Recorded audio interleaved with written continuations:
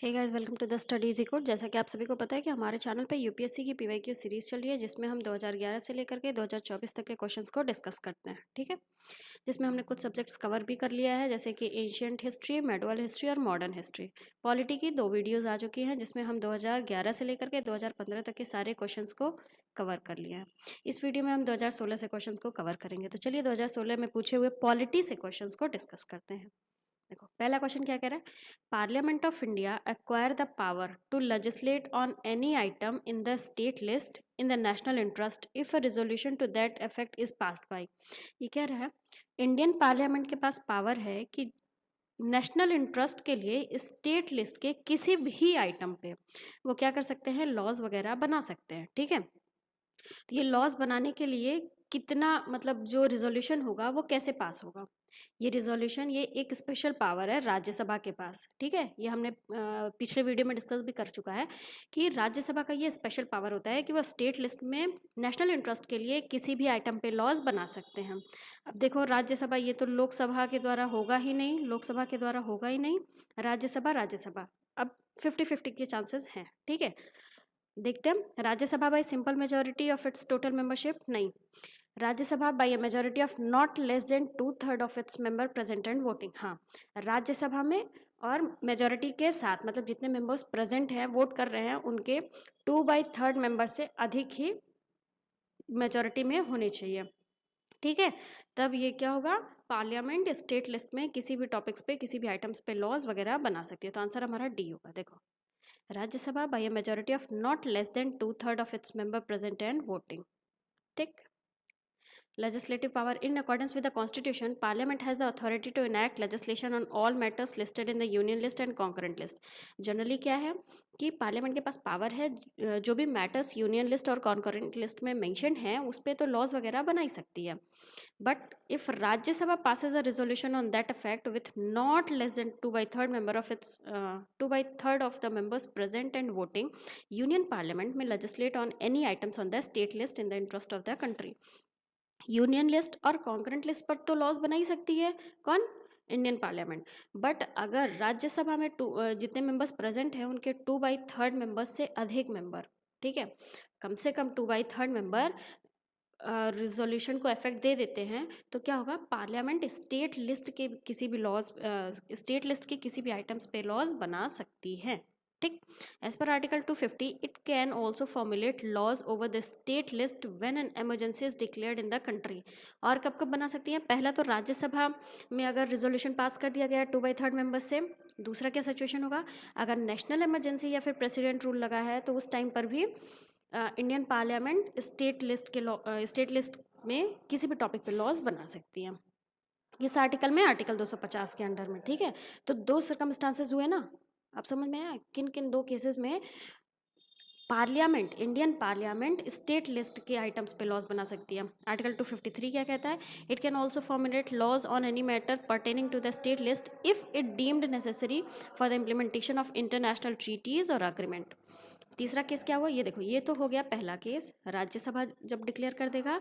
दूसरा केस, अगर national emergency या प्रेसिडेंट रूल लगा हुआ है तब स्टेट लिस्ट के किसी भी टॉपिक पे, किसी भी आइटम पे यूनियन पार्लियामेंट लॉज बना सकती है। और तीसरा केस क्या है कि आर्टिकल 253 के अंडर में ये कहा गया है कि इंटरनेशनल ट्रीटीज और अग्रीमेंट के इम्प्लीमेंटेशन के लिए भी क्या कर सकती है, यूनियन पार्लियामेंट स्टेट लिस्ट पे लॉज बना सकती हैं। ठीक है, apart from the legislative power, parliament also enjoys executive power, financial power, constituent power, judicial power, electoral power and other. तो समझ में आया ना। चलिए आगे बढ़ते हैं नेक्स्ट क्वेश्चन की ओर। ये क्वेश्चन क्या कह रहा है, which of the following statement is are correct. Statement दे दिया, पूछ रहा है इनमें से कौन सा करेक्ट है। देखो, लैप्स पे पूछा है, बिल किन किन केसेस में लैप्स होगा, किस केसेस में नहीं लैप्स होगा। ये स्टैटिक पोर्शन आप पढ़े होंगे, तो एक चार्ट है, चार्ट के थ्रू याद करना होता है। तो आइए एक एक करके देखते हैं। ये क्या कर रहा है, पहला statement, bill pending in Lok Sabha lapse on it's prorogation. ये क्या कह रहा है, अगर कोई बिल लोकसभा में पेंडिंग है तो लोकसभा अगर प्रोरोगेट कर जाती है, मतलब कि स्थगित हो जाती है, तो क्या वो बिल लैप्स कर जाएगा, नहीं, उस केस में बिल लैप्स नहीं करेगा। ठीक है, सेकंड क्या कह रहा है, bill pending in Rajya Sabha which has not been passed by the Lok Sabha shall not lapse on the dissolution of Lok Sabha. हाँ हाँ, ये स्टेटमेंट सही है। ठीक है, इस केस में क्या होगा, बिल लैप्स नहीं करती है। समझ में आया? तो आंसर इसका क्या होगा? बी होगा। देखो फर्स्ट स्टेटमेंट इनकरेक्ट है, no bill lapse on prorogation, prorogation पे कोई भी बिल लैप्स नहीं होती, तो ये ध्यान दीजिएगा। सेकंड स्टेटमेंट करेक्ट है, बिल अगर राज्यसभा में पेंडिंग है, वो बिल जो कि देखो बिल लोकसभा में पास नहीं हुई है अभी, ठीक है, और राज्यसभा में पेंडिंग है, उस केस में अगर लोकसभा डिसॉल्व भी हो जाती है तब भी वो बिल लैप्स नहीं होगी। ठीक, समझ में आया कि नहीं आया? चलिए आगे बढ़ते हैं नेक्स्ट क्वेश्चन की ओर। ये क्वेश्चन क्या करे? Consider the following statement. फिर से स्टेटमेंट दे दिया और पूछ लिया कौन सा स्टेटमेंट सही है। तो आइए एक एक करके देखते हैं। पहला क्या कह रहा है? Chief secretary in a state appointed by governor of that state. ये गलत है, क्योंकि चीफ सेक्रेटरी गवर्नर द्वारा नहीं बल्कि स्टेट के सीएम द्वारा अपॉइंट किए जाते हैं। ठीक, दूसरा क्या कह रहा है?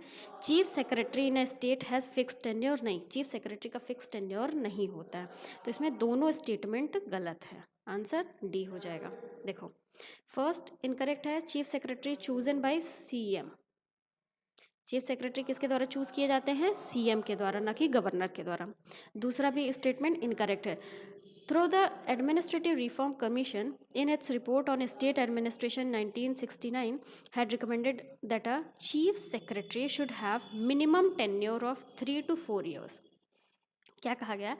जो एआरसी रिपोर्ट आई थी उसके अकॉर्डिंग क्या कहा गया है कि चीफ सेक्रेटरी का मिनिमम टेन्योर कितना होना चाहिए? 3 से 4 साल। मतलब ये टेन्योर फिक्स्ड नहीं है।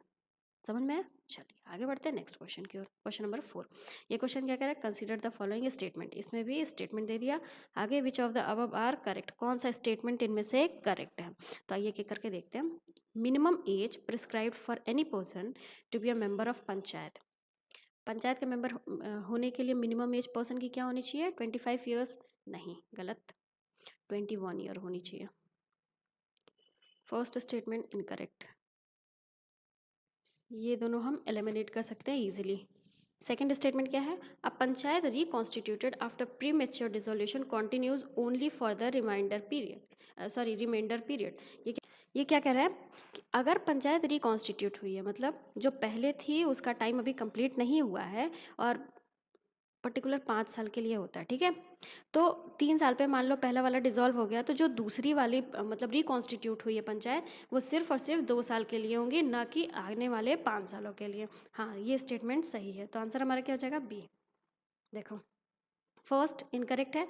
पार्ट 9 ऑफ द कॉन्स्टिट्यूशन किससे डील करता है? पंचायती राज सिस्टम। ये 73rd कॉन्स्टिट्यूशनल अमेंडमेंट एक्ट 1992 से इसमें कॉन्स्टिट्यूशन में ऐड ऑन किया गया है। As per the act no person shall be disqualified on the ground that he is less than 25 year age if he has attend the age of 21 years. मतलब overall minimum age क्या होनी चाहिए? 21 साल होनी चाहिए। सेकेंड स्टेटमेंट करेक्ट है। पंचायती राज जो reconstitute होगा वो सिर्फ और सिर्फ रिमेनिंग पीरियड के लिए होगा, ना कि 5 सालों के लिए। ठीक, चलिए आगे बढ़ते हैं नेक्स्ट क्वेश्चन की ओर। ये क्वेश्चन क्या कह रहा है? With reference to Gram Nyayalaya act which of the above statement is are correct. Gram Nyayalaya act के अकॉर्डिंग कौन सा स्टेटमेंट इनमें से सही है? देखते हैं। As per the act Gram Nyayalaya can hear only civil cases not criminal cases. गलत, ग्राम न्यायालय में दोनों केसेस देखे जाते हैं, सिविल और क्रिमिनल केसेस, तो फर्स्ट गलत हो गया। सेकंड क्या कह रहा है? Act allow local social activists as mediators या रिकन्सिलिएटर्स। ये सही है। जो लोकल सोशल एक्टिविस्ट्स होंगे उनको एज अ मेडिएटर या रिकन्सिलिएटर्स यूज़ किया जाएगा, ठीक है, तो सेकंड स्टेटमेंट सही है। आंसर हमारा बी होगा। देखो स्टेटमेंट फर्स्ट इनकरेक्ट है। Establishment jurisdiction process in civil and criminal proceeding are all outlined in the Gram Nyayalaya act. Gram Nyayalaya act में सिर्फ और सिर्फ सिविल नहीं बल्कि सिविल और क्रिमिनल प्रोसीडिंग दोनों होती है, ठीक। सेकंड स्टेटमेंट सही है। Court shall try to settle dispute via conciliation between parties and the court can make use of conciliators to be appointed for this purpose. ठीक है, समझ में आया? चलिए आगे बढ़। 2017 का पहला क्वेश्चन ये है, क्या है देखते हैं। Right to vote and to be elected in India is a. ये क्वेश्चन क्या पूछा है कि राइट टू वोट भारत में क्या है? फंडामेंटल राइट है, नेचुरल राइट है, कॉन्स्टिट्यूशनल राइट है या लीगल राइट है? बताइए इसमें क्या होगा? Right to vote constitutional right है। भारत में जो मतदान देने का अधिकार है, मतलब कि राइट टू वोट, वो क्या है? कॉन्स्टिट्यूशनल राइट है। तो इसमें कंफ्यूज मत होइएगा, फंडामेंटल राइट तो नहीं है, बट हाँ नेचुरल राइट और कॉन्स्टिट्यूशनल राइट में कंफ्यूजन हो सकता है, ठीक। देखते हैं। देखो constitutional right, Constitutional right. While framing the Indian Constitution, the framers and makers of our Constitution took the decision to guarantee every adult Indian citizen to franchise their vote. That is right to vote. जब Indian constitution बन रहा था तो Indian constitution के जो framers हैं, जो makers थे, वो क्या सोचे कि इंडिया के जितने भी एडल्ट हैं, एडल्ट इंडियन सिटीजन्स हैं, उनको राइट टू वोट गारंटी किया जाए. In India right to vote is provided both by Indian constitution and representation of peoples act 1951. तो ये ध्यान दीजिएगा, जो राइट टू वोट है वो दोनों में है. कहाँ कहाँ पे? भारतीय संविधान में भी और रिप्रेजेंटेशन ऑफ पीपल एक्ट 1951 में भी. ठीक. आर्टिकल 326 किसका? इंडियन कॉन्स्टिट्यूशन का. क्या कहता है? Ensure that every. अब देखो यहाँ से ये क्लियर हुआ ना कि इंडियन कॉन्स्टिट्यूशन में है और RPA representation of people act 1951 दोनों में है. ठीक है. तो अब इंडियन कॉन्स्टिट्यूशन में कहाँ पर है? आर्टिकल 326 में. ये क्या कहता है? Ensure that every individual above the age of 18 has the right to vote. हर पर्सन, भारत का हर इंडिविजुअल जो कि जिसका उम्र 18 से अधिक साल है, उसके पास वोट देने का अधिकार है. ये क्या है? Constitutional right. अब RPA representation of people act, उसमें कहाँ पे दिया हुआ है? सेक्शन 62 में. क्या कहता है? Right to vote will be available to every person on the electoral roll of that constituency. ठीक है, समझ में आया? तो ये ध्यान दीजिएगा, कॉन्स्टिट्यूशन में आर्टिकल 326 और आरपीए में सेक्शन 62. ठीक. 61st constitutional amendment lowered the voting age of election to the Lok Sabha and to legislative assembly of state from 21 years to 18 years. देखो पहले क्या हुआ था, एज जो वोटिंग एज थी वो 21 साल थी, मतलब 21 साल या उससे अधिक के जो पर्सन हैं वही वोट दे सकते हैं. बट जो 61st कॉन्स्टिट्यूशनल 61वां संशोधन अधिनियम हुआ, उसमें क्या हुआ, ये 21 साल से उम्र घटा करके 18 साल कर दिया गया. 18 साल कर दिया गया. मतलब कि अब पर्सन 18 ईयर हो या उससे अधिक उम्र का हो तो उसके पास वोट देने का अधिकार है. समझ में? चलिए आगे बढ़ते हैं नेक्स्ट क्वेश्चन की ओर. ये क्या कह रहा है? Out of the following statement choose the one that brings out the principle underlying cabinet form of government. मतलब डायरेक्टली ये कैबिनेट फॉर्म ऑफ गवर्नमेंट पूछ लिया कि कैबिनेट फॉर्म ऑफ गवर्नमेंट क्या होता है. देखो नाम से ही क्लियर हो रहा है, कैबिनेट फॉर्म ऑफ गवर्नमेंट क्या है? Parliamentary government. Parliamentary government. इसमें क्या होता है, जो गवर्नमेंट पीपल की गवर्नमेंट है, गवर्नमेंट टू द पीपल, वो कलेक्टिव रिस्पॉन्सिबल होती है. ये इसका सबसे मेन फीचर है. ये चीज ध्यान दीजिएगा. कैबिनेट फॉर्म ऑफ गवर्नमेंट को पार्लियामेंट्री गवर्नमेंट भी कहते हैं. इनका मेन फीचर क्या है? ये कलेक्टिव रिस्पॉन्सिबल होते हैं. ठीक है. तो अब आइए एक एक करके स्टेटमेंट देखते हैं. An arrangement for minimising criticism against the government whose responsibilities are complex and hard to carry out the satisfaction of all. गलत है. mechanism for speeding up the activities of the government whose responsibility are increasing day by day. नहीं, cabinet form of government का ये main feature नहीं है. mechanism of parliamentary democracy for ensuring collective responsibility of the government to the people. हाँ, government to the people का मतलब लोकसभा. ठीक है, लोकसभा का क्या है? कलेक्टिव रिस्पॉन्सिबिलिटी होती है. समझ में आया? यही मेन फीचर है किसका? कैबिनेट फॉर्म ऑफ गवर्नमेंट का. तो इसका आंसर क्या होगा? सी होगा. देखिए, mechanism of parliamentary democracy for ensuring collective responsibility of the government to the people. आइए सॉल्यूशन देखते हैं इसका. Parliamentary system. पार्लियामेंट्री सिस्टम को और क्या कहते हैं? Cabinet government. तो ये ध्यान दीजिएगा, अभी हमने पीछे बताया ना, क्योंकि क्वेश्चन में डायरेक्टली कैबिनेट गवर्नमेंट ही पूछ लिया, तो कंफ्यूज मत होइएगा. कैबिनेट गवर्नमेंट ही पार्लियामेंट्री फॉर्म ऑफ गवर्नमेंट होती है. It establish system of collective responsibility. सबसे main feature cabinet form of government का क्या होता है? Collective responsibility. किसके किसके बीच में? एग्जीक्यूटिव और लेजिस्लेटिव के बीच में. ठीक है. पार्लियामेंट्री सिस्टम बेसिक स्ट्रक्चर है ऑफ द कॉन्स्टिट्यूशन. यहाँ पे ये वर्ड मिसिंग है, ध्यान दीजिएगा. पार्लियामेंट्री क्या है? कॉन्स्टिट्यूशन का बेसिक स्ट्रक्चर है. Characteristics of India's parliamentary system. अब कुछ कैरेक्टरिस्टिक देख लीजिए क्या क्या है. नॉमिनल और रियल एग्जीक्यूटिव दोनों प्रेजेंट है. नॉमिनल एग्जीक्यूटिव कौन होता है? प्रेसिडेंट. जहां पे रियल एग्जीक्यूटिव प्राइम मिनिस्टर. लिखा है ना रिस्पेक्टिवली. नॉमिनल एग्जीक्यूटिव प्रेसिडेंट है और रियल एग्जीक्यूटिव प्राइम मिनिस्टर. तो भारत में भी ऐसा है, दोनों प्रेजेंट है. ठीक. Majority party rule. हाँ, यही होता है इंडिया में भी, तभी तो इंडिया में पार्लियामेंट्री सिस्टम है। कलेक्टिव रिस्पॉन्सिबिलिटी, स्विम और सिंक टुगेदर, मतलब साथ में चलेंगे साथ में डूबेंगे। कलेक्टिव रिस्पॉन्सिबिलिटी, ये एक सबसे बड़ा मेन फीचर है किसका, कैबिनेट फॉर्म ऑफ गवर्नमेंट का। किसका किसका कलेक्टिव रिस्पॉन्सिबिलिटी है, एग्जीक्यूटिव और लेजिस्लेचर का। Of the executive to the legislature, executive का लेजिस्लेचर की तरफ कलेक्टिव रिस्पॉन्सिबिलिटी है। ये ध्यान रखिएगा क्योंकि आगे भी चल करके इसी पे क्वेश्चंस पूछे हुए हैं बार बार। Membership of the minister in the legislature, तो ये चारों क्या हो गए, इंडिया पार्लियामेंट्री सिस्टम के कैरेक्टरिस्टिक्स हो गए। ठीक है। Leader of the prime minister of the chief minister, ये भी होता है भारत में। देखो स्टेट्स में चीफ मिनिस्टर लीडर होते हैं, वहीं पे सेंटर में प्राइम मिनिस्टर लीडर है। ठीक। डिसोल्यूशन ऑफ लोअर हाउस, मतलब कि लोकसभा का dissolution. It is through these powers that the parliament enforce the responsibility of the executive to itself and to people in the ultimate analysis. तो overall समझ में आया ना कि पार्लियामेंट्री सिस्टम ऑफ गवर्नमेंट का मेन फीचर क्या क्या है। इंडिया पार्लियामेंट्री सिस्टम के कैरेक्टरिस्टिक्स हमने देख लिया, समझ में आया। कैबिनेट फॉर्म ऑफ गवर्नमेंट को ही पार्लियामेंट्री फॉर्म ऑफ गवर्नमेंट कहते हैं। इनका मेन फीचर क्या है, कलेक्टिव रिस्पॉन्सिबिलिटी, किसके किसके बीच में, एग्जीक्यूटिव लेजिस्लेटिव के बीच में। ठीक है, चलिए आगे बढ़ते हैं नेक्स्ट क्वेश्चन की ओर। ये क्वेश्चन क्या कह रहा है, Which one of the following is not a feature to Indian federalism? ये कह रहा है इनमें से कौन सा एक इंडियन फेडरलिज्म का फीचर नहीं है। एक एक करके देखते हैं। There is an independent judiciary in India, सही है, भारत में इंडिपेंडेंट जुडिशरी है। हमारे इंडिया का खासियत क्या है, इंडिपेंडेंट और इंटीग्रेटेड जुडिशरी दोनों प्रेजेंट है।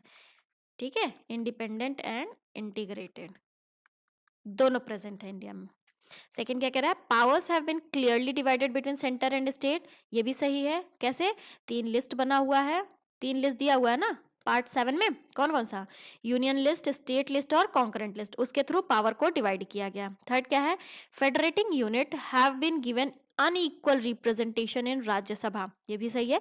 राज्यसभा में अनइक्वल रिप्रेजेंटेशन है, ऐसा नहीं है कि जितने स्टेट्स हैं सबका इक्वल रिप्रेजेंटेशन होगा, ऐसा नहीं है। ठीक है, यूपी का ज्यादा है, सिक्किम, गोवा इन सब का मिनिमल है। ठीक, तो ये ध्यान दीजिएगा, राज्यसभा में अनइक्वल रिप्रेजेंटेशन तो होता ही है, तो ये भी मतलब ये तीनों स्टेटमेंट तो सही है, इंडियन फेडरलिज्म का फीचर है ये तीनों।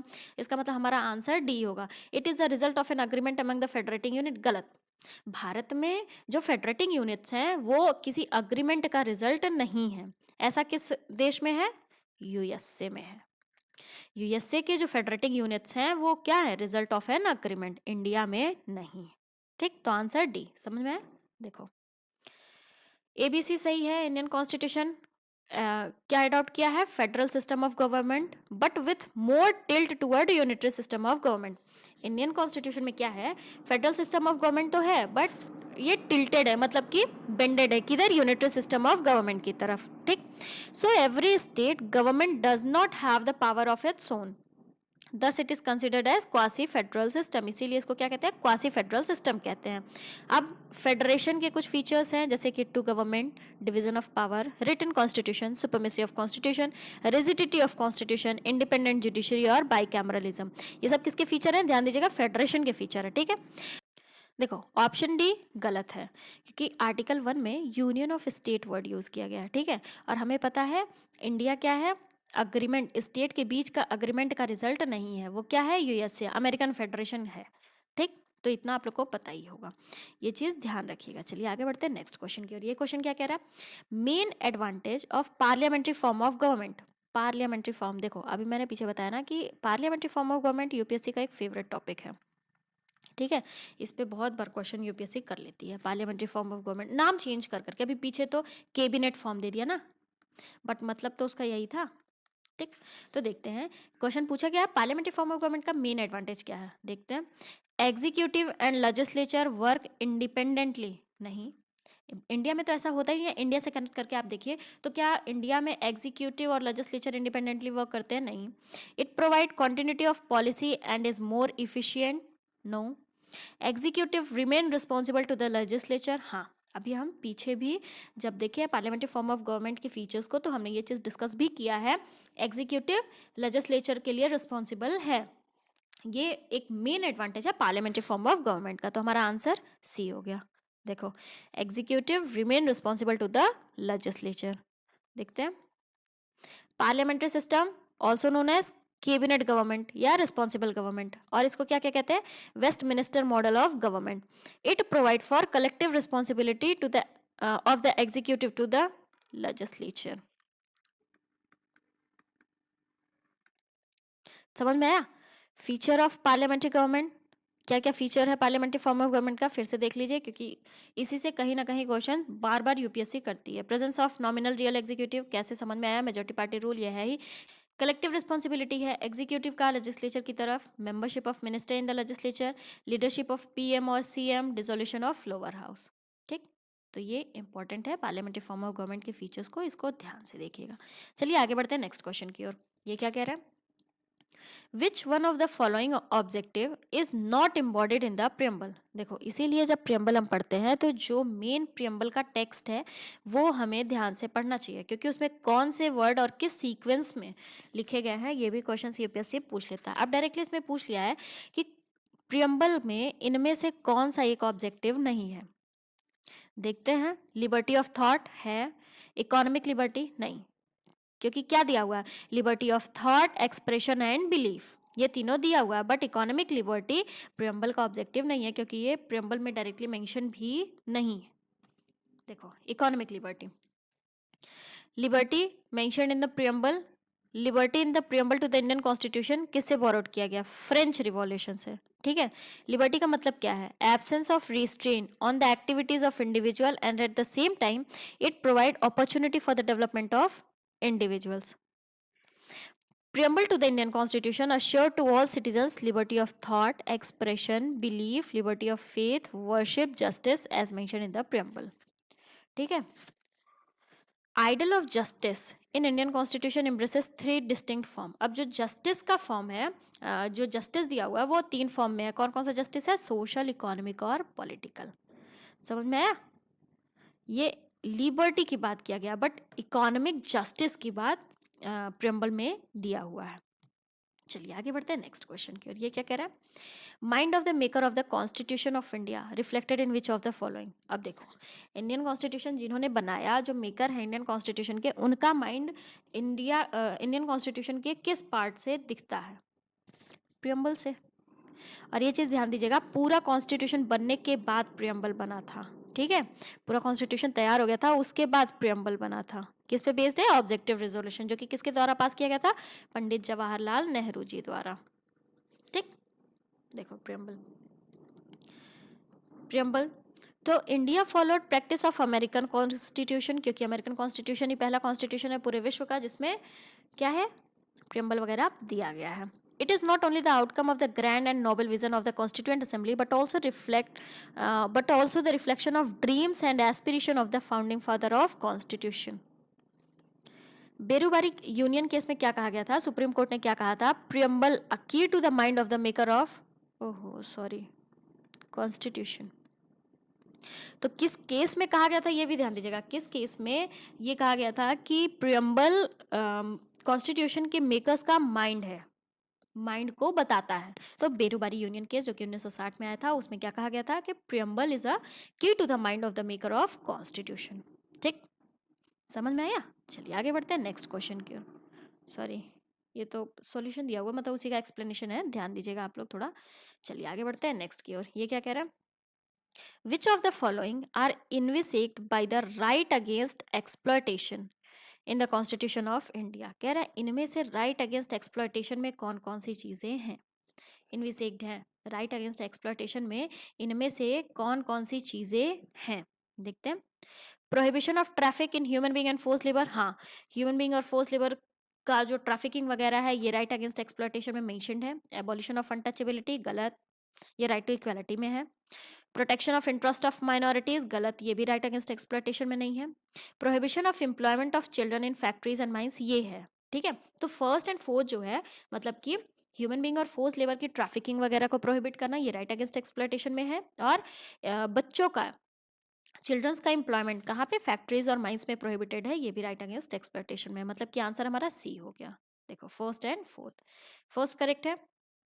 As article as under article 23 right against exploitation of constitution expression traffic in human being, traffic in human being में क्या क्या होगा? Selling and buying of men, women, children like goods, immoral traffic in women and children including prostitution, devadasi, slavery. ठीक है, तो जो article 23 में है राइट अगेंस्ट एक्सप्लॉयटेशन, उसमें ट्रैफिकिंग इन ह्यूमन बीइंग वो राइट अगेंस्ट एक्सप्लॉयटेशन के अंडर में आएगा। ये चीज ध्यान दीजिएगा। अब ट्रैफिक इन ह्यूमन बीइंग में क्या क्या इंक्लूडेड है वो भी ध्यान दीजिएगा। ठीक, सेकेंड इनकरेक्ट है, जैसा कि हमने डिस्कस किया, abolition of untouchability right equality के अंडर में आएगा। थर्ड भी इनकरेक्ट है क्योंकि वो कल्चरल और एजुकेशनल राइट में आएगा। इंटरेस्ट ऑफ माइनॉरिटीज कहाँ पे आएगा? कल्चरल और एजुकेशनल राइट में। स्टेटमेंट 4 सही है। राइट अगेंस्ट एक्सप्लॉयटेशन आर्टिकल 24 ही डील करता है employment of children, prohibition of employment of children in factories etcetera, ये राइट अगेंस्ट एक्सप्लॉयटेशन के अंडर में आता है। ठीक है, चलिए आगे बढ़ते हैं नेक्स्ट क्वेश्चन की ओर। ये क्या कह रहा है? In the context of India, Bharat के रेस्पेक्ट में, विच one of the following is correct relationship between right and duty? Right और ड्यूटीज के बीच में रिलेशनशिप पूछ लिया। ठीक है, अब देखो हमें पता है राइट्स क्या है, राइट और ड्यूटी के बीच में क्या रिलेशन है? कोरिलेटिव रिलेशन है। ठीक है, मतलब कि दोनों एक दूसरे पर डिपेंड है, कोरिलेटिव है। देखते हैं, rights are correlative with duties, हाँ। Rights are personal hence independent of society and duties, गलत। Right not duty are important for advancement of personality of citizens, गलत। Duties not right are important for the stability of state, ये भी गलत। तो answer हमारा सही क्या होगा? ए होगा, right are correlative with duties. देखो, in the context of India, rights are correlative with duties considering the Indian political setup. In a constitutional democracy such as India, state provides right and lays down duties for the citizenry so that society can peacefully. However, sometimes the state imposes such duties on its citizens that infringe the right of the marginalized section of society. मतलब overall आप ये समझिए, ये देखिए ये क्या है? Rights and duties have an organic relationship. तो ये वर्ड ध्यान दीजिएगा, कभी डायरेक्ट ऐसे भी पूछ सकता है ऑप्शन में ये दे करके। ठीक है, समझ में आया? चलिए ये ध्यान दीजिएगा कि राइट और ड्यूटीज के बीच में क्या रिलेशन है? कोरिलेटिव रिलेशन है, ऑर्गेनिक रिलेशन है।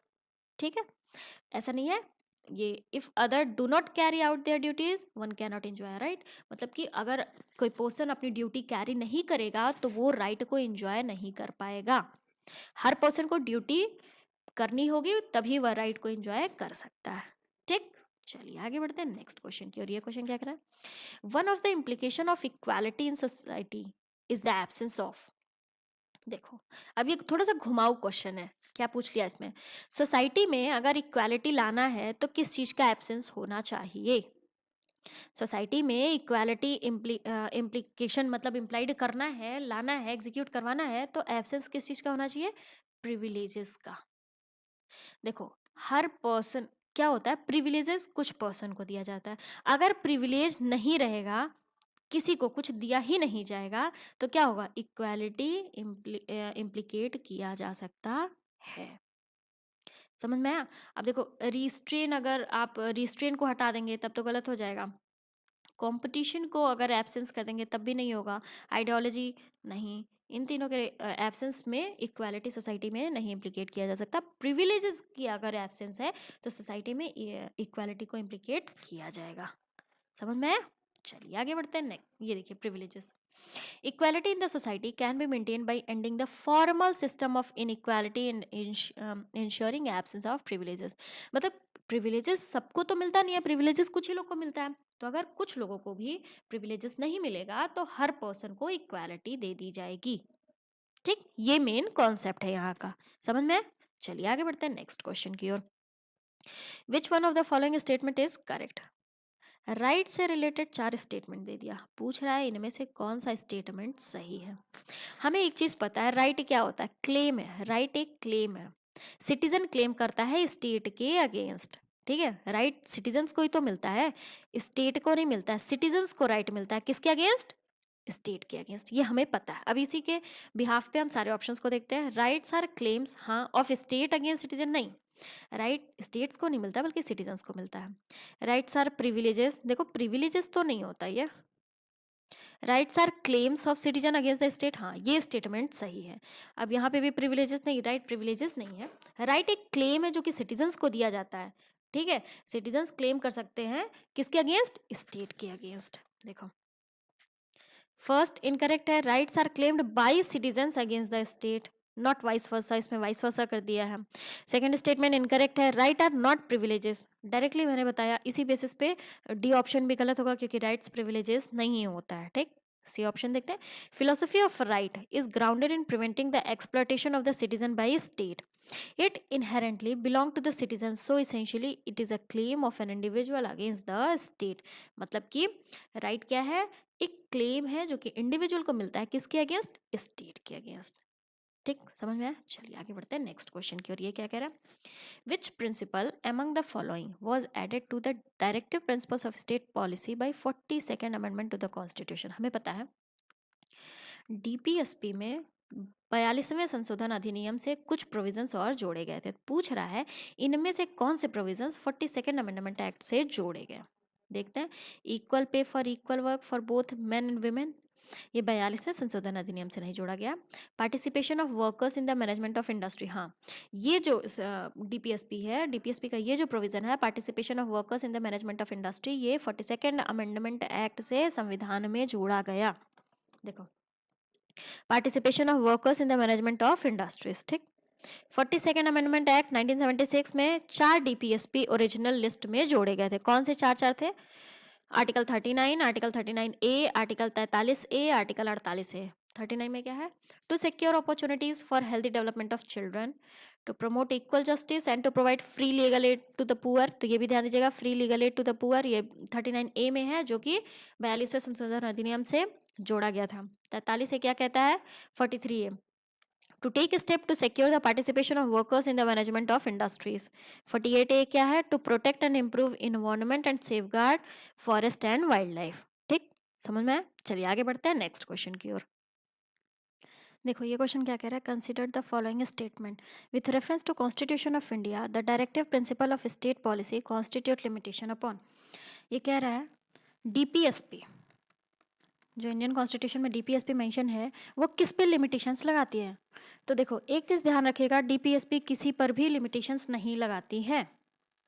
ये क्या है, डीपीएसपी सिर्फ इंस्ट्रूमेंट ऑफ इंस्ट्रक्शन है, मतलब कि इंस्ट्रक्शन देती है गवर्नमेंट को और कुछ नहीं, और ये किसी पर भी लिमिटेशंस नहीं लगाती है। तो इसमें कह रहा है लेजिस्लेटिव पे नहीं, एग्जीक्यूटिव पे नहीं, आंसर हमारा डी हो जाएगा। देखो डी, डीपीएसपी नेचर में कैसे, इंस्ट्रूमेंट ऑफ इंस्ट्रक्शन है, ये किसी पर भी किसी भी तरह का लिमिटेशंस वगैरह नहीं इंपोज करती है। जहाँ पे फंडामेंटल राइट क्या है, लिमिटेशंस इंपोज करता है किस पे, स्टेट पे, वो लेजिस्लेटिव हो या एग्जीक्यूटिव हो। ठीक है, तो ये ध्यान रखिएगा कि फंडामेंटल राइट लिमिटेशंस इंपोज करता है स्टेट एक्शंस पे, लेजिस्लेटिव हो या एग्जीक्यूटिव हो, बट डीपीएसपी नहीं करता। चलिए आगे बढ़ते हैं नेक्स्ट क्वेश्चन की ओर। ये क्या कह रहा है, which of the above statement is are true of the fundamental duties. Fundamental duties के बारे में स्टेटमेंट दे दिया, कह रहा कौन सा स्टेटमेंट सही है। तो देखते हैं, a legislative process has been provided to enforce these duties, नहीं हम लोग पढ़े हैं फंडामेंटल ड्यूटीज और डीपीएसपी दोनों क्या है, इन्फोर्सिएबल नहीं होते हैं, नॉट इन्फोर्सिबल हैं, तो फर्स्ट स्टेटमेंट नहीं होगा। सेकंड क्या है, they are correlative to legal duties, गलत, लीगल ड्यूटीज के कोर रिलेटिव भी नहीं होते हैं, तो आंसर हमारा इसका भी डी ही होगा। देखिए फर्स्ट इनकरेक्ट है।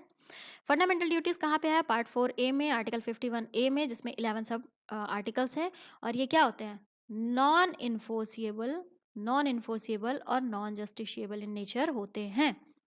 ठीक, सेकंड स्टेटमेंट भी इनकरेक्ट है, फंडामेंटल ड्यूटीज लीगल ड्यूटीज के कोरिलेटिव नहीं होते हैं। चलिए नेक्स्ट क्वेश्चन की ओर। ये क्या कह रहा है, which of the following are not necessarily consequence of proclamation of president's rule in state.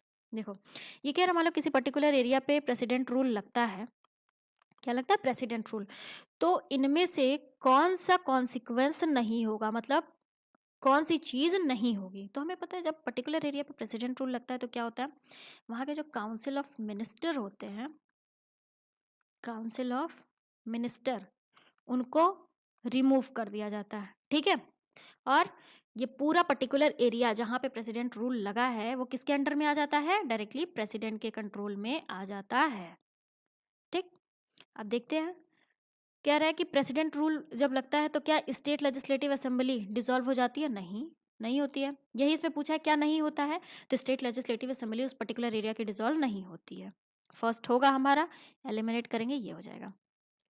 Removal of council of minister in state, हाँ ये तो होता है, काउंसिल ऑफ जो मतलब जिस जगह पे लगता है प्रेसिडेंट रूल, वहाँ के काउंसिल ऑफ मिनिस्टर्स को हटा दिया जाता है। तो सेकंड तो होता है, सेकंड एलिमिनेट कर दो, आंसर हमारा बी आ गया। थर्ड क्या है, डिसोल्यूशन ऑफ लोकल बॉडीज, नहीं उस पर्टिकुलर एरिया की लोकल बॉडीज क्यों डिसॉल्व होगी भाई। तो ये चीज़ ध्यान रखिएगा कि जब भी प्रेसिडेंट रूल लगता है तो उस एरिया की लोकल बॉडी या स्टेट लेजिस्लेटिव असेंबली वगैरह डिसॉल्व नहीं होती है। आंसर हमारा इसका बी आ गया।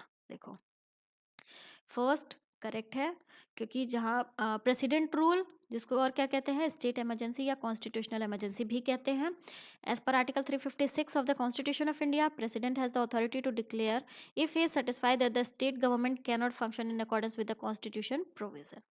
ठीक है, तो उस पर्टिकुलर एरिया में क्या हो जाएगा, स्टेट लेजिस्लेटिव असेंबली वगैरह डिसॉल्व नहीं होती हैं। ठीक, और जो ये है लोकल बॉडीज वो भी डिसॉल्व नहीं होता है। हाँ, वहाँ के काउंसिल ऑफ मिनिस्टर्स को रिमूव कर दिया जाता है, स्टेट काउंसिल ऑफ मिनिस्टर्स को रिमूव कर दिया जाता है। ठीक है, चलिए क्वेश्चन नंबर 15 ये क्या कह रहा है, democracy superior virtue lies in the fact that it calls into activity.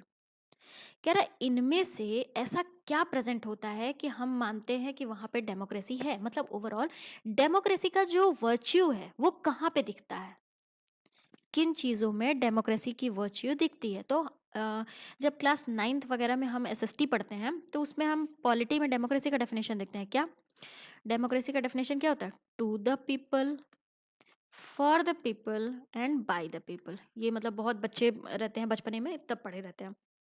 तो इसमें क्या हो रहा है, ओवरऑल लोगों के द्वारा, लोगों के लिए, लोगों से ही, मतलब कि लोग के कैरेक्टर को, इंटेलिजेंसी को चेक किया जाता है कि लोग किस तरह के लोग को ही इलेक्ट करेंगे। ठीक है, समझ में आया। तो यहाँ पे है ना, intelligence and character of ordinary man and women. ठीक है, ये आंसर हमारा हो जाएगा, मतलब कि मैन एंड विमेन को, मैन एंड विमेन का कैरेक्टर, इंटेलिजेंस वगैरह चेक किया जाता है, जहाँ प्रेजेंट होता है वहाँ पे हमें डेमोक्रेसी की सुपीरियर वर्च्यू देखने को मिलती है। समझ में आया, चलिए आगे बढ़ते हैं। देखो basic idea of democracy is the desire, approval and participation of people. ठीक, a democratic government created and its operation are decided by the will of the people. मतलब ओवरऑल डेमोक्रेटिक गवर्नमेंट क्या होती है, बनाई भी लोगों द्वारा जाती है, वो ऑपरेशन मतलब इन्फोर्स भी, जब इन्फोर्स में आती है तब भी किसके द्वारा, लोगों के द्वारा, लोगों की इच्छा के द्वारा। It is the decision of people that create a democratic government and decide about its functioning. Therefore, democracy require voter decision making. Hence, intelligence and character are called in. तो समझ में आया, चलिए आगे बढ़ते हैं नेक्स्ट क्वेश्चन की ओर। ये क्या कह रहा है, for the election of Lok Sabha nomination paper can be filed by. Lok Sabha में इलेक्शन के लिए नॉमिनेशन पेपर कौन फाइल कर सकता है। देखो डायरेक्ट क्वेश्चन ये पूछा है कि नहीं पूछा है, लोकसभा में इलेक्शन के लिए नॉमिनेशन पेपर कौन फाइल कर सकता है। तो लोकसभा में इलेक्शन के लिए नॉमिनेशन पेपर वही पर्सन फाइल कर सकता है जिसका कॉन्स्टिट्यूएंसी के इलेक्टोरल रोल में नाम होगा। आइए एक करके देखते हैं, any person residing in India, नहीं कोई भी नहीं कर सकता है। Resident of constituency from which the election is to be contested, नहीं। Any citizen of India whose name appear in the electoral roll of constituency, हाँ ये होगा। ठीक है, आंसर ये होगा, अभी हमने डिस्कस किया ना, देखते हैं। Any citizen of India whose name appears in the electoral roll of constituency. Qualifications यहाँ दे रखा है, क्वालिफिकेशंस क्राइटेरिया लोकसभा में नॉमिनेशन के लिए क्या क्या है, citizen of India, person India का सिटीजन होना चाहिए, एज 25 ईयर एज से कम नहीं होनी चाहिए, candidate must be registered as an electoral for a parliamentary constituency. ठीक है, तो ये तीनों होना चाहिए। समझ में आया, चलिए आगे बढ़ते हैं नेक्स्ट क्वेश्चन की ओर। ये क्वेश्चन क्या कह रहा है, consider the following statement. Statement दे दिया, आगे पूछ रहा है कौन सा स्टेटमेंट सही है। अब स्टेटमेंट देखते हैं, in the election for Lok Sabha और state assembly winning candidate must get at least 50% of the vote poll to be declared elected. ये कह रहा है लोकसभा और स्टेट असेंबली के इलेक्शन में विनिंग कैंडिडेट को एटलीस्ट 50% का वोट चाहिए होता है। गलत है। देखो क्या होता है, जिसको ज्यादा वोट मिलेगा वो जीत गया, जरूरी नहीं है कि कम से कम 50% चाहिए ही चाहिए। ठीक है, किसी को 51% और 41%, सॉरी 49%, इस पे भी ये विनिंग कैंडिडेट होगा, और 60-40 होगा तब भी यही विनिंग होगा। तो ऐसा जरूरी नहीं है कि 50%, एटलीस्ट 50% होना ही चाहिए। ठीक, तो फर्स्ट गलत हो गया। सेकंड क्या कह रहा है, according to the provision laid down in the constitution of India in Lok Sabha speaker's post goes to the majority party and deputy speaker to the opposition. ये कह रहा है कि भारत में क्या है, लोकसभा में स्पीकर कहाँ से होते हैं, मेजोरिटी पार्टी से, और वहीं डेप्यूटी स्पीकर ऑपोजिशन से। ये चीज तो सही है बट ऐसा कॉन्स्टिट्यूशन में मेंशन नहीं है, ठीक है, ये कॉन्स्टिट्यूशनल प्रोविजन नहीं है, तो ये स्टेटमेंट भी हमारा गलत हो गया। आंसर हमारा डी आ गया। ठीक है, देखो फर्स्ट स्टेटमेंट इनकरेक्ट है। Indian constitution adopt first pass the post system of election, मतलब कि मेजोरिटी वोट जिसको मिला वो इलेक्टेड हो गया। सेकंड स्टेटमेंट इनकरेक्ट है। स्पीकर डेप्यूटी स्पीकर हाउस से ही इलेक्ट होते हैं। ये है कि स्पीकर मेजोरिटी पार्टी से होंगे, डेप्यूटी स्पीकर ऑपोजिशन से। ये कॉन्वेंशनल प्रोविजन है, ना कि कॉन्स्टिट्यूशनल प्रोविजन। ठीक, चलिए नेक्स्ट क्वेश्चन देखते हैं, ये क्या कह रहा है। Parliament of India exercise control over the function of the council of minister through. Council of minister के फंक्शंस पे कंट्रोल पाने के लिए इंडियन पार्लियामेंट कैसे पाती है? एडजर्नमेंट मोशन के थ्रू, हाँ, क्वेश्चन आर के थ्रू, हाँ, सप्लीमेंट्री क्वेश्चन के थ्रू, हाँ। इन तीनों वे से हाँ, इन तीनों वे से Indian parliament council of ministers पे कंट्रोल पाती है। तो आंसर हमारा डी हो जाएगा।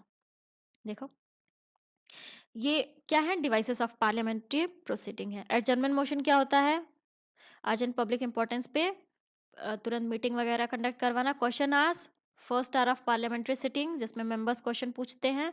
3 तरीके के क्वेश्चंस होते हैं, state question, unstate question, short notice question. तो ये सब जो हुआ adjournment motion, question hour, supplementary question, ये सब क्या है, पार्लियामेंट्री डिवाइसेस हैं जिससे काउंसिल ऑफ मिनिस्टर्स पे कंट्रोल करती है इंडियन पार्लियामेंट। ठीक है, समझ में आया। चलिए नेक्स्ट क्वेश्चन की ओर बढ़ते हैं, ये क्या कह रहा है। With reference to parliament of India consider following statement. फिर से इंडियन पार्लियामेंट से रिलेटेड स्टेटमेंट दे दिया, पूछ रहा है कौन सा स्टेटमेंट सही है, which of the above are correct. Private member bill is a bill presented by member of parliament who is not elected but only nominated by president of India. गलत। प्राइवेट मेंबर बिल क्या होता है, member of parliament except minister के अलावा कोई भी member parliament का जो बिल पास करता है, जो बिल प्रेजेंट करता है, वो क्या होता है, प्राइवेट मेंबर बिल। वो इलेक्टेड हो या नॉमिनेटेड हो, बस वो क्या नहीं होना चाहिए, मिनिस्टर नहीं होना चाहिए। अगर मिनिस्टर कोई बिल प्रेजेंट करता है तो वो क्या होता है, पब्लिक बिल। तो फर्स्ट हमारा इनकरेक्ट हो गया। सेकंड क्या कह रहा है, recently private member bill has been passed in parliament of India for the first time in its history. देखो ये एक एक्सट्रीम स्टेटमेंट हुआ कि नहीं, पहली बार इंडिया में पहली बार ऐसा हुआ है कि प्राइवेट मेंबर बिल पास हुआ। गलत। अब तक approx 14 private member bill pass हो चुके हैं, तो दोनों स्टेटमेंट गलत है। आंसर डी होगा। देखो फर्स्ट इनकरेक्ट है। प्राइवेट मेंबर बिल क्या होता है, introduce by any member of parliament other than minister. Minister के अलावा कोई भी मेंबर पार्लियामेंट का जो बिल इंट्रोड्यूस करता है वो क्या कहलाता है, private member bill. Second statement भी इनकरेक्ट है। अभी तक approx 14 private member bill introduce हो चुके हैं। ठीक है, चलिए आगे बढ़ते हैं नेक्स्ट क्वेश्चन की ओर। ये क्या कह रहा है, in India judicial review implies. Judicial review का मतलब क्या होता है, देखो जुडिशियल रिव्यू मतलब कोर्ट के पास पावर है, जुडिशरी के पास पावर है क्या, वो किसी भी लॉज वगैरह की या एग्जीक्यूटिव एक्शंस की कॉन्स्टिट्यूशनैलिटी को चेक करेगा, यही होता है जुडिशियल रिव्यू। तो क्या है, power of judiciary to pronounce upon constitutionality of laws and executive order. देखो फर्स्ट स्टेटमेंट ही करेक्ट है। जुडिशियल रिव्यू का मतलब क्या हुआ, जुडिशरी के पास पावर है कि वह लॉज या एग्जीक्यूटिव ऑर्डर के कॉन्स्टिट्यूशनैलिटी को चेक करेगा। ठीक है, देखो judicial review general term, judicial review refers to the power and ability of high court and supreme court to review laws और judgment to ensure that they do not violate constitutional और legal provision. ठीक है, ये कुछ additional information है, आप लोग देख लीजिएगा। चलिए आगे बढ़ते हैं नेक्स्ट क्वेश्चन की ओर। ये क्या कह रहा है, local self government can be best explained as an exercise in. Local self government इनमें से किसको एक्सप्लेन करता है। तो पिछली वीडियो में हम लोगों ने देखा था, जब फीचर देखे थे लोकल सेल्फ गवर्नमेंट का, तो लोकल सेल्फ गवर्नमेंट क्या डिफाइन करता है, डेमोक्रेटिक डिसेंट्रलाइजेशन। ठीक है, देखो लोकल सेल्फ गवर्नमेंट का जो पीआरआई है, पंचायती राज इंस्टीट्यूशन, इसका मेन एम क्या है, डेमोक्रेसी और डेवलपमेंट को ग्रास रूट लेवल पर प्रमोट करना। ठीक है, पीआरआई जो पंचायती राज इंस्टीट्यूशन है, इनका मेन एम क्या है, डेमोक्रेसी और डेवलपमेंट को ग्रास रूट लेवल पर प्रमोट करना। समझ में आया। चलिए नेक्स्ट क्वेश्चन देखते हैं। इसमें भी स्टेटमेंट दे रखा है, 3 स्टेटमेंट पूछ रहा है कौन सा स्टेटमेंट सही है। पहला क्या है, election commission of India 5 member body, गलत। देखो इसमें नंबर ऑफ मेंबर्स वगैरह कहीं पर भी डिफाइन नहीं किया गया, प्रेजेंट में 3 मेंबर है, ठीक, तो स्टेटमेंट गलत हो गया, फर्स्ट गलत हो गया। सेकंड क्या है, union minister home affair decide the election dispute for conduct of both general election by election, गलत। सेकंड भी गलत है, हमारा आंसर डायरेक्टली थर्ड आ गया। थर्ड क्या कह रहा है, election commission resolve dispute relating to split merger of recognised political parties. हाँ, पॉलिटिकल पार्टीज के बीच में अगर किसी भी तरीके का डिस्प्यूट है, स्प्लिट होने पे, मर्ज होने पे, दो पार्टीज मर्ज हो रही हैं या एक पार्टी दो पार्टी में टूट रही है, तो जो भी डिस्प्यूट होती है उसको कौन सॉल्व करता है, इलेक्शन कमीशन। हाँ, ये स्टेटमेंट सही है। देखो फर्स्ट इनकरेक्ट है, जो ईसीआई का स्ट्रेंथ है वो कॉन्स्टिट्यूशन में कहीं पर भी स्पेसिफाइड नहीं है और अभी 3 मेंबर्स है। सेकंड स्टेटमेंट भी इनकरेक्ट है, most important function of commission is to decide election schedule for the conduct of periodic and timely election, ठीक है। थर्ड करेक्ट है, it grant recognition to the political party and allot election symbol to them along with the settling disputes relating to it. ECI क्या करता है, political parties के बीच में जो भी डिस्प्यूट्स वगैरह उसको सॉल्व करते हैं और उनको इलेक्शन सिंबल भी देते हैं, अलॉट करते हैं, ठीक है। चलिए आगे बढ़ते हैं।